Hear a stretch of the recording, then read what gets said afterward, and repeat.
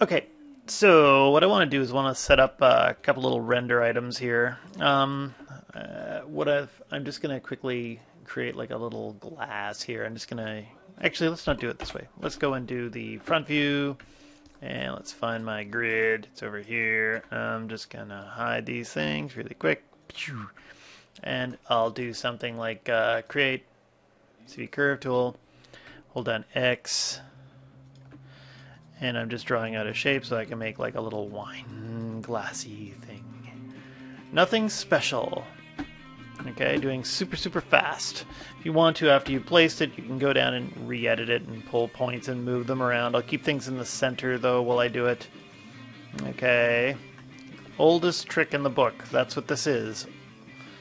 Okay. Find tutorials to make this anywhere. See what I think about this. Or I suspect there are. Maybe there aren't anymore. Maybe wine glasses have gone out of trend. Anyway, good enough.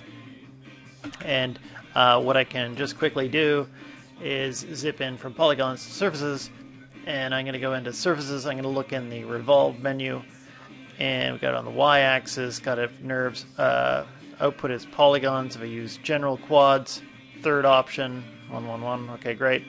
Might just take the number in V and put it up to 2. Let's see what happens when I hit apply. Yay!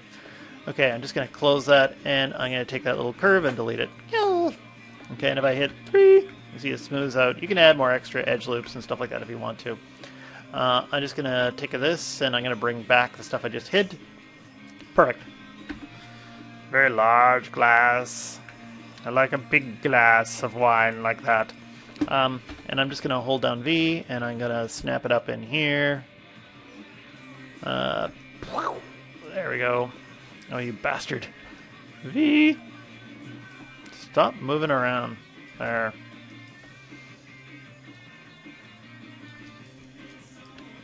Okay, good enough. Actually, if I hold down V as I'm placing it, so I just do something like that, you can snap it right so it's on the ground here, and pull this edge down a little bit. Yeah, good enough. Okay. A little quick texture trick is I go in and I assign favorite materials. I'm not going to use any V-Ray stuff on this one. I'm just going in here and doing some mental ray at this point. Something really simple. If I just go in here... Oh, I hit the wrong one.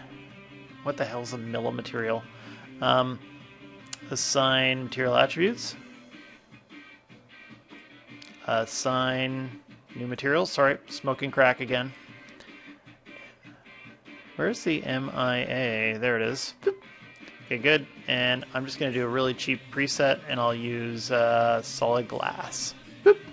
And I think that one went outside of the frame. I was using the presets, and it went outside there anyway. That'll be fine. Okay. You will see that when you render, you hit the render button, and you're in mental ray. Okay, that gives me some nice glass. Okay, now currently we've got no real lights in the scene. We've got like a default light, so that's not good enough. I'm going to go in here and I'm going to create lights. I'll create a spotlight. And I want to see what I'm looking at here, so I'm going to go panels, look through selected. And I'm going to take my spotlight and I'll do something like this. And maybe this spotlight, I'm going to place it here. I got a kind of a weird chandelier. Maybe I should have made a lamp. Anyway, I'll do something like that. And let's bring up the attribute editor. I hit Control A to bring this up. And if I render, let's throw on the IPR as I'm doing this. Okay, and so that's looking nice. I'm going to take the spotlight and I can play with the penumbra. That'll give me a softer edge there. Okay, nice. There's a little ring here. If I use a little bit of drop-off, remember the drop-off is quite sensitive? There, and that should fade that weird little ring inwards a bit.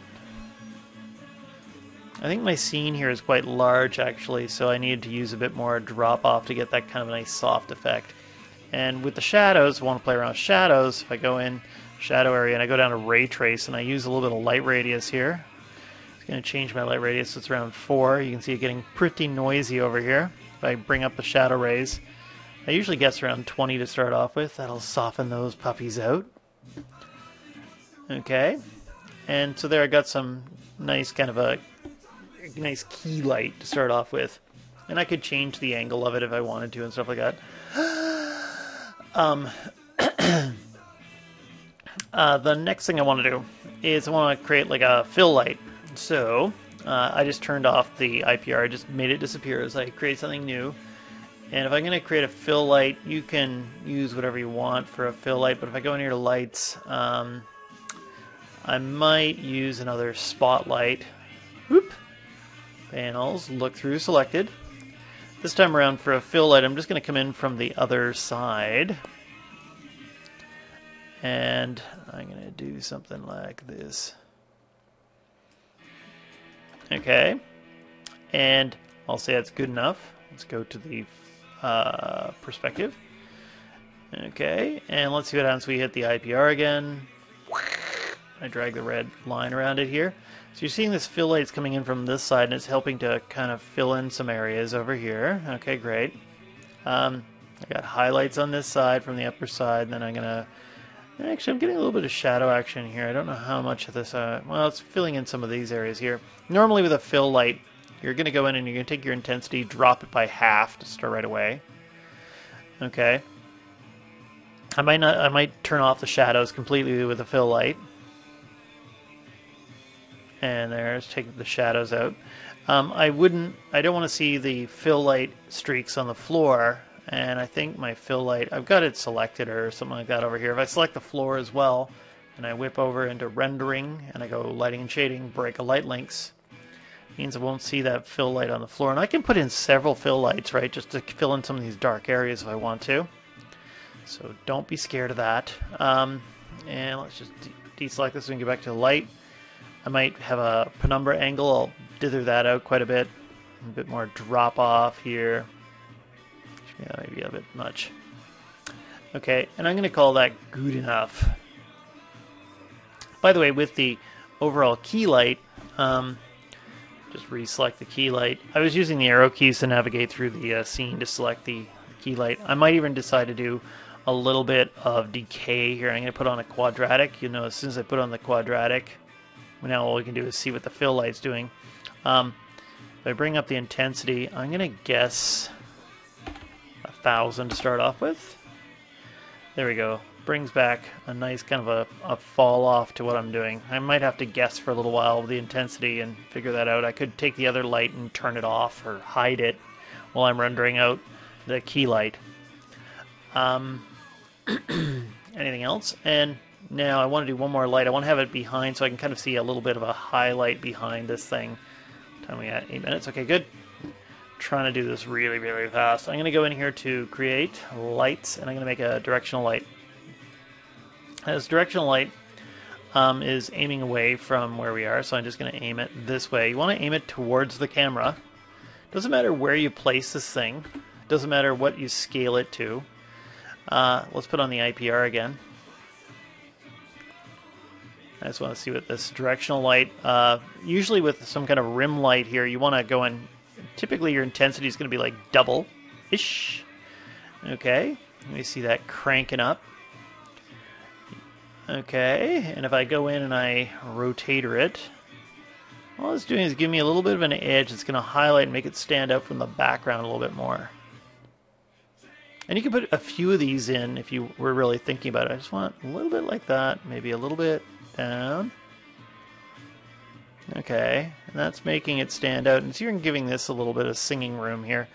The one thing I don't want to see, though, is I don't want to see a shadow on the ground. I don't want to see the ground being lit up. So again, I select the light, select the floor, and lighting and shading, break a light links, and I get something like this.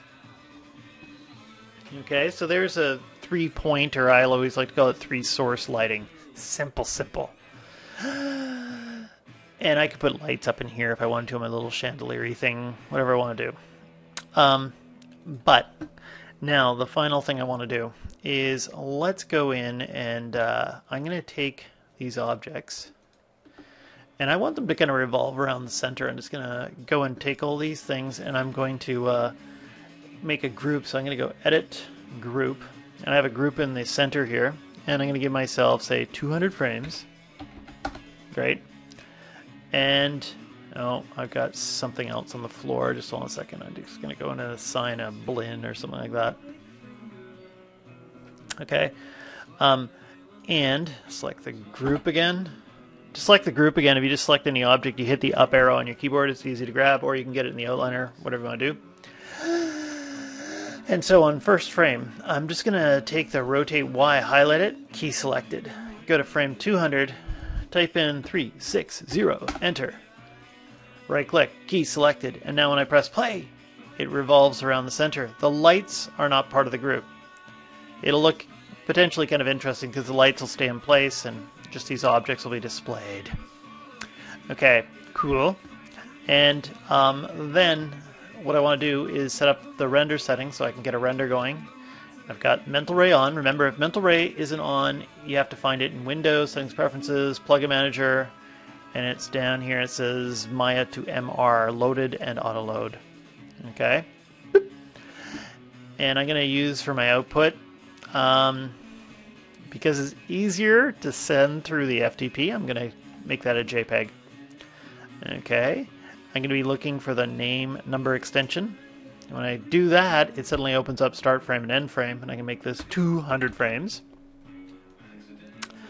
And preset 640 by 480. That's so I can keep the render times in control. If you wanted to, you could horse around and play, I might do a big HD, but just check your render times. You finish this early, you finish everything in here, and you're just trying to render, you might be rendering for a while, so you might want to make sure you render something small first, make sure you check out your render times.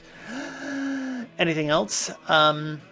Here, if I wanted to, I could go and adjust the quality too, so I could load a preset like production quality. That shouldn't change anything here in the common settings, but it'll make the quality go up over here in my render. And I should be fine. The last thing I need to do is just sit here and go and hit render, batch render in the rendering section. You do that down here at the bottom. You just watch it's just down here. You just watch your renders come through, man. And that's it. That's every pair of shoes in the place.